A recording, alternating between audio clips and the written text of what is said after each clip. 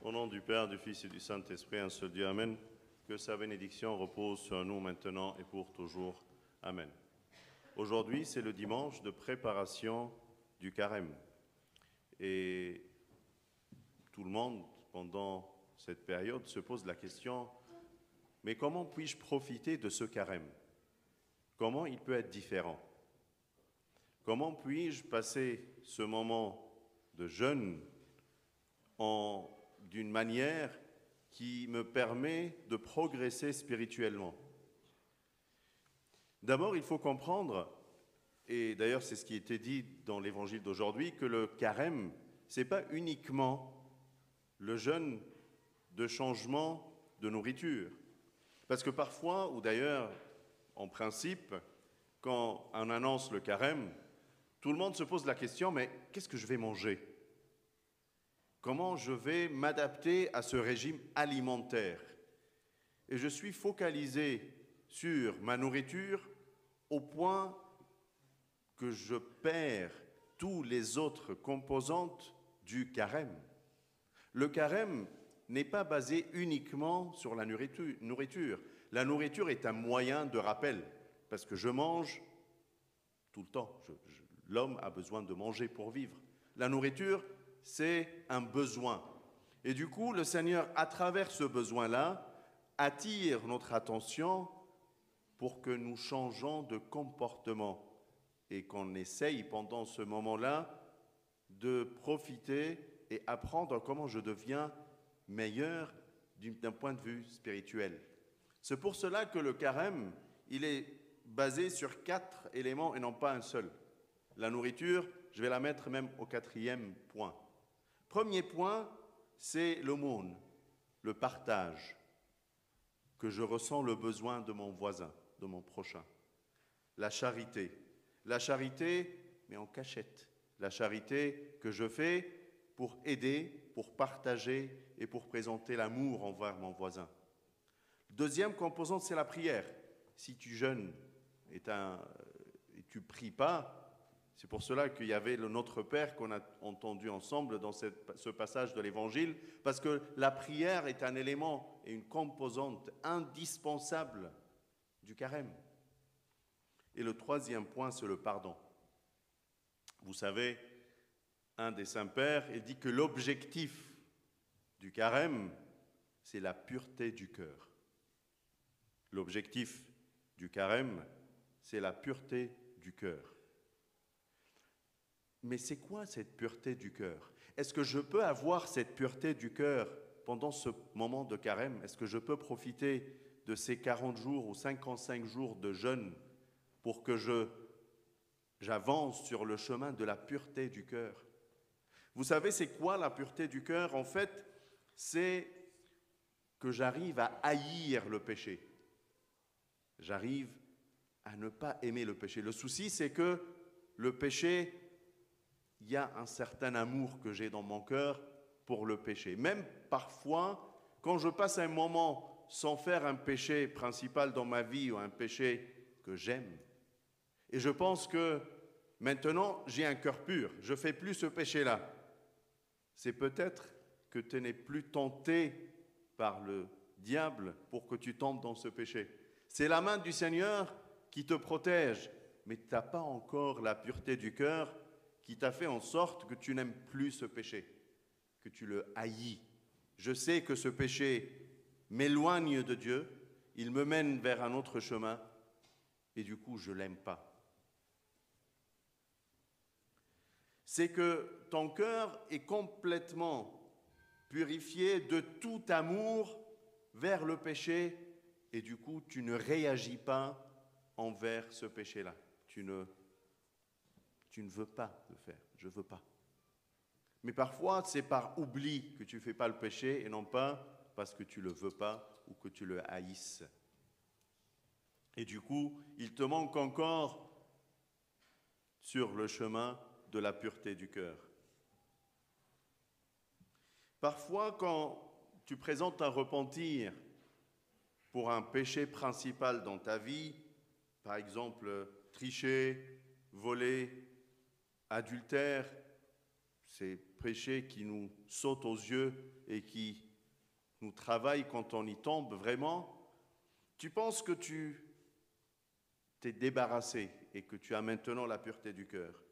Mais regarde bien, parce que ce sentiment, parfois, c'est un calmant pour ta conscience, pour que tu ne t'avances plus et tu ne cherches plus les autres péchés que tu as dans ta vie. Parce que c'est sans l'Éternel qui nous protégea quand les hommes s'élevèrent contre nous, ils nous auraient engloutis tout vivants. Psaume 124. Quand tu penses comme ça, cherche le psaume 124, versets 2 et 3, et dis à l'Éternel, Seigneur, sans toi, sans ta main qui me protège, quand les tentations viennent vers moi, contre moi, ils m'auraient englouti tout vivant. Donc il y a une différence entre la pureté de ton cœur et la main du Seigneur qui te protège. La pureté du cœur, c'est un don. C'est un talent que le Seigneur peut nous offrir, à condition qu'on le demande et qu'on veille sur notre quotidien pour le recevoir. Mais comment? Comment puis-je, pendant ce moment-là, quels sont les outils ou les éléments que je peux avoir ou mettre tous les jours devant mes yeux afin que j'obtienne la pureté du cœur? D'abord, prends un recul et essaye d'identifier tes péchés préférés. Et pose-toi la question, est-ce que j'arriverai à les haïr, à les détester? Est-ce que je peux développer dans ma conscience un sentiment qui est autre que le sentiment d'amour vers ce péché-là? Et deuxièmement, pense bien que la pureté du cœur, c'est quelque chose d'interne. Ce n'est pas pour montrer devant les autres que j'ai la pureté du cœur, ou je suis un homme bien. Non, c'est quelque chose que personne ne peut voir sauf toi, que personne ne peut sonder sauf toi et Dieu qui connaît les profondeurs du cœur. Parfois, les soupçons, les péchés préférés sont un élément qui m'empêche à avoir la pureté du cœur. Parce que quand j'ai un péché préféré ou un péché aimé, à chaque fois que je même le confesse, il est collé au fond de mon panier. Vous savez, la confession, c'est une manière de vider ma poubelle. C'est un geste qu'on le fait tous les jours dans nos maisons. À chaque fois que tu sors ta poubelle, pense à la confession. Est-ce que je fais pareil sur ma vie spirituelle? Est-ce que je suis capable de faire sortir la poubelle de mon intérieur? Ou c'est un geste externe uniquement? Parfois, il y a dans mon petit panier quelque chose qui est collé, qui ne sort pas. Je dois faire un effort pour la faire sortir et la jeter loin de moi, loin de ma maison, loin de mon cœur. Parfois, moi, je dis non, c'est bien, c'est utile ce péché-là, ça me fait un plaisir, ça me fait quelque chose de joie, mais je ne veux pas dire joie parce que la joie, elle est vraiment saine, mais plutôt un plaisir momentané qui se termine rapidement, mais qui me réjouit le corps, non pas le cœur. Et du coup, je veux le garder. Et je ne veux pas arrêter ce péché-là. J'arrive pas à le haïr, j'arrive pas à le détester. Le deuxième point, c'est le pardon. On a du mal à pardonner. On retient le péché des autres d'une manière éternelle. Imaginons si le Seigneur retient tes péchés de la même manière. Il se souvient de ton péché tous les jours, comme toi, tu te souviens du mal que ton prochain t'a fait. Est-ce que tu auras une vie éternelle? Est-ce que tu auras une place au royaume des cieux? Cherchons à apprendre le pardon. Sans le pardon, on n'a pas une place au royaume.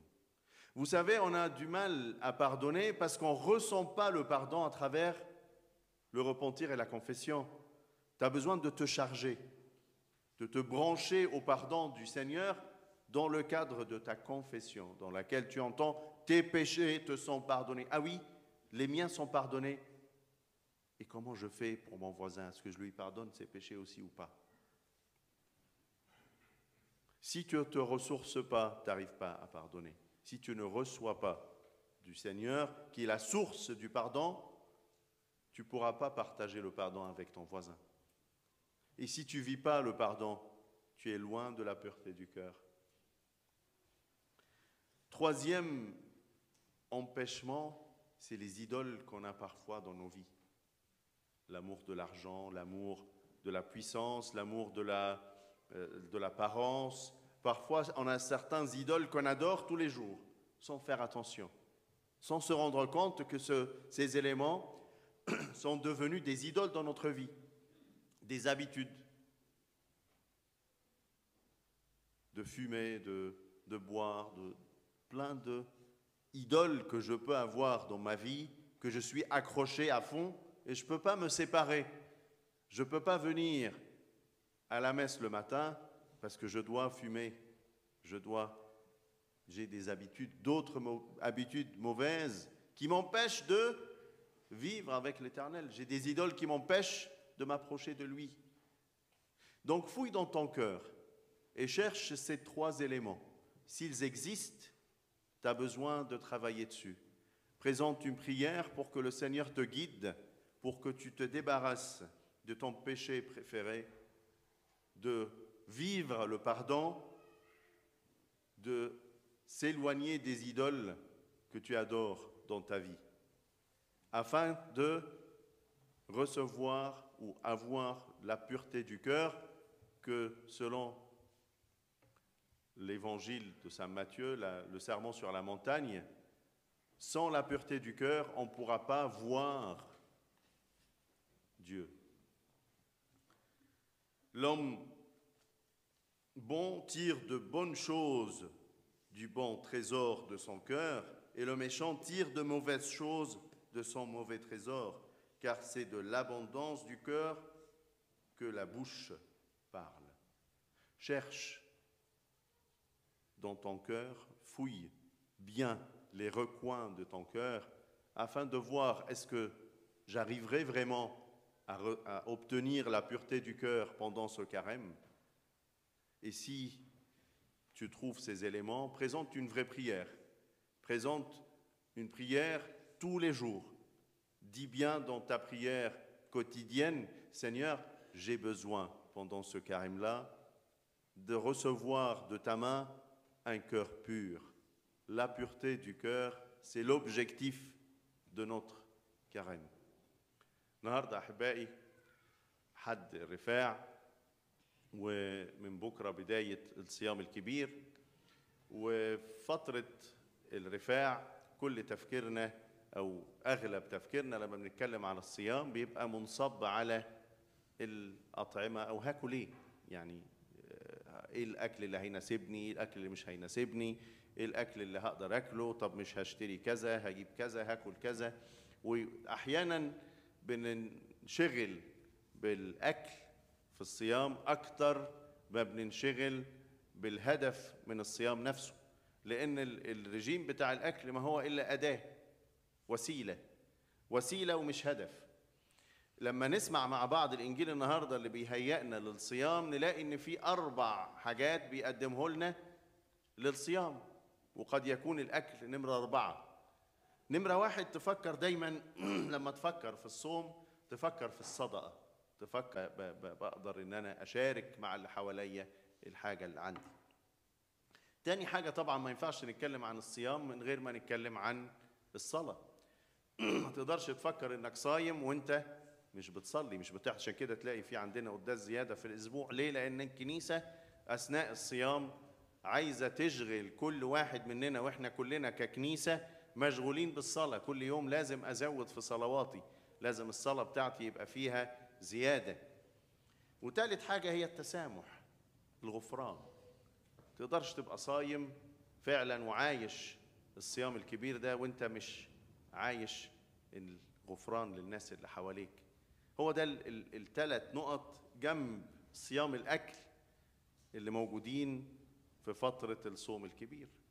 هم دولة الأدوات الحقيقية اللي لازم تعيشها في فترة الصيام. أنا لازم أفكر هعيش الصيام ده إزاي، هستفيد منه إيه، إزاي هطلع من الصيام غير ما دخلت، إزاي هتغير، يعني هفكر بطريقة مختلفة وهستفيد من الصيام. لازم استفيد من الصيام، ما يعديش عليك الصيام كده وخلاص. اوعى يعدي الصيام عليك وانت بس ايه، الصيام ده بيوجع البطن، الصيام ده مش عارف بيعمل ايه، الصيام ده ما اكلتش كذا، ده انا ضعفت، ده انا حصل كذا، وتبقى كل ذهنك ده اسهل حاجة في الصيام النهارده الاكل. الاكل من حوالينا ادوات كتيرة تقدر تاكلها، من فيجان، من حاجات كتير. المجتمع اللي مش مسيحي حوالينا صايم واحنا احيانا مش صايمين. ادوات كتيره سهله جدا تقدر تستبدل وتطوع بيها معدتك وجسمك علشان تقدر تصوم صيام الاكل ده. اسهل حاجه. بس صيام الاكل اوعى يشغلك وياكل منك التركيز كله، لان ده 1/4. يعني تخيل انك تجيب 25% لو صمت بس عن الاكل، في لسه 75 تانيين لازم تجيبهم من خلال الصدقه والصلاه والتسامح. دولت الأربع أعمدة اللي تتسند عليهم واللي يشيلوك كده خلال فترة الصيام. وأحلى حاجة من العبارات اللي عجبتني يعني إن حد من الآباء بيقول إن الهدف من الصيام هو نقاوة القلب. أصل هي إيه نقاوة القلب؟ نقاوة القلب هي كره الخطية، إن ما يكونش جوه قلبي مشاعر حب تجاه خطية معينة. أصل إحنا بنحب الخطية، طبيعتنا مربوطة إن أنا بحب حاجة معينة في حياتي، خطية معينة قد تكون ما نسميها بالخطية المحبوبة موجودة في حياتك كده وأنت مخبي عليها. لا مفيش مشكلة، وطول ما هي موجودة تحرمك من نقاوة القلب. 4 حاجات تعملهم في الصيام علشان تبقى مركز ومستفيد منه، علشان توصل من خلالهم لنقاوة القلب. وعشان تعرف انت عندك نقاوة قلب ولا لا، اوعى تفكر اصل انا الخطية الفلانية بقالي مدة ما عملتهاش، ده انا كده تمام قوي، ده انا عندي نقاوة قلب، انا وقفت مثلا تدخين فترة، انا وقفت حاجة معينة كنت بعملها بقالي فترة. اصل المشكلة ان انت قد تكون، مش المشكلة ان انت بقيت عندك نقاوة قلب، ان انت ما تحاربتش خلال الفترة دي عشان كده ما وقعتش. ربنا كان مظلل عليك، ايده كده كانت محوطاك علشان كده لم تسقط في الفترة دي. لولا أن الرب كان معنا لابتلعونا ونحن أحياء. افتكر على طول مزمور 124، قول كده في قلبك لولا أن الرب كان مع. أول ما تفكر كده ذاتك تفكر إن هي شاطرة وما بتعملش خطية، قول لولا أن الرب كان معنا لابتلعونا ونحن أحياء. هو إيده اللي سترة، هي إيده اللي بتحمي، مش إحنا، مش شطارتي، مش قدرتي على، ما تقدرش.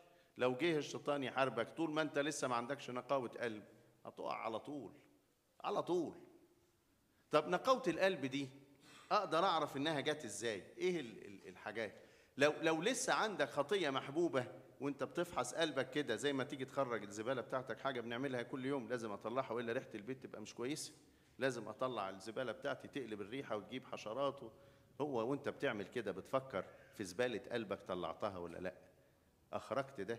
هل أنت رحت اعترفت وفضيت كل ده؟ لأن في العمل ده أنت بتفحص قلبك وبتتطهر من الخطية نفسها. وكمان مش كده بس، لا، دور على الخطية المحبوبة في قلبك. محبة مال، محبة تعظم معيشة، محبة حاجة معينة لازقة كده في قلبك، عاملة لك قلق، عاملة لك تعب. لو لسه موجودة اعترف واطلب من ربنا، قول له يا رب ارفع عني الخطية دي، علشان أنا نفسي يكون عندي في الصيام ده نقاوة قلب. نفسي وأنا بحتفل بقيامتك كده أبص ألاقي في قلبي قلب نقي، قلب كده نظيف، قلب حلو. تاني حاجة هي الغفران. لو أنا مش عارف أسامح، مش عارف أسامح اللي جنبي، مش عارف يعني مش قادر أنسى الخطية اللي عملها. تخيل أنت لو خطاياك كده ربنا فاكرها كلها من أول يوم لغاية آخر يوم، هيكون ليك نصيب في السماء؟ صعب جدا. نفس الشيء لو انت مش عارف تنسى خطية او حاجة او كلمة او حركة او لفظ او حد عمله معاك او غلط معاك فيه، لازم يبقى عندك تسامح، مش هينفع. ولو عندك مشكلة في التسامح هنرجع لنفس النقطة، نقطة الاعتراف، لان انت جوه الاعتراف تسمع من ابونا مغفورة لك خطاياك. الغفران ده انت بتشحن، بتحط كده الكهرباء بتاعتك تاخد غفران، تعرف تدي غفران. لو مش هتعرف تعمل غفران يبقى انت نسيت او ما اعترفتش من فترة، او يمكن عمرك ما اعترفت، لان عمرك ما حسيت بطعم ان ربنا بيغفر لي خطيتي وبينساها. يا انسيها، يبقى انا كمان لازم اعرف انسى، اعرف اسامح بجد. واخر حاجة ان احيانا في حياتنا في اصنام احنا مش واخدين بالنا منها. أصنام كتير كده ممكن تبقى أنت مرتبط بيها وخلاص دي هي أساسية في حياتك، محبة مال، محبة رياسة، تعظم معيشة، حاجات كتير ممكن تبقى في حياتك وهي الأساسية، وهي بالنسبة لك صنم كده واقف وأنت بتسجد له كل يوم. لو الثلاث حاجات دول عرفت تتخلص منهم تبتدي بس. عارفين لو في آخر الصيام حتى عرفنا نطوع أنفسنا إن إحنا نفهم إيه هي نقاوة القلب الحقيقية، يبقى أنا ابتديت السنة دي إن حطيت رجلي على أول طريق نقاوة القلب. بس نقاوة القلب دي مشوار طويل، ده مشوار العمر كله. كل سنة محتاج أكنس شوية، أكنس تاني، أكنس كمان، لسه كل يوم كل يوم، مش علشان اللي فات، علشان اللي بيجي. زي ما بغسل وشي كل يوم، زي ما بعمل حاجات كتير في حياتي كل يوم حتى من غير ما أفكر، محتاج ان انا اجتهد بنفس الطريقة كل يوم علشان اكتسب نقاوة القلب قد يكون في اواخر ايامي. عشان كده اقول له يا رب قلبا نقيا اخلق فيا يا الله. ده هو اللي بيخلقه، مش هعرف انا اعمله لوحدي. كل يوم كده وانت بتصلي قول له يا رب قلبا نقيا اخلق فيا يا الله. زود العبارة دي في صلاتك كل يوم في فترة الصيام، وربنا احبائي يدينا كلنا ان احنا نفرح ونتمتع بالصيام ده بشكل مختلف عن كل سنة، يدينا نقاوة القلب اللي بدونها لن نعاين الله. له المجد والكرامة من الآن وإلى الأبد آمين.